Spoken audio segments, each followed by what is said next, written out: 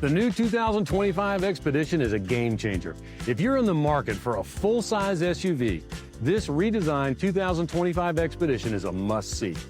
At Price Ford of Turlock, when our customers have big adventures that call for big capability, we recommend the SUV that leads the way. It's the full-size SUV that delivers power, space, and confidence for families who want it all. In this video, we want to show you why the Expedition continues to be the go-to choice for so many drivers in and around the Central Valley.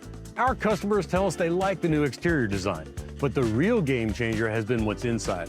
You'll step into the future with a sleek redesigned dash. The 24-inch digital cluster screen wraps around the driver and displays Google Maps, real-time traffic updates, and more.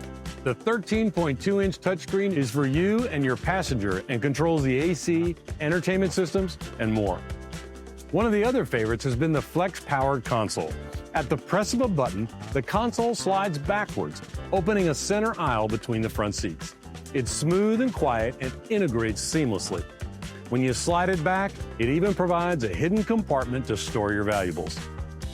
Under the hood, you'll find a 3.5-liter EcoBoost engine that puts out up to 440 horsepower and 510 pounds of torque, giving Expedition one of the highest towing capacities in its class at 9,300 pounds. Whether it's a boat, RV, or trailer, this SUV is ready to pull its weight and then some.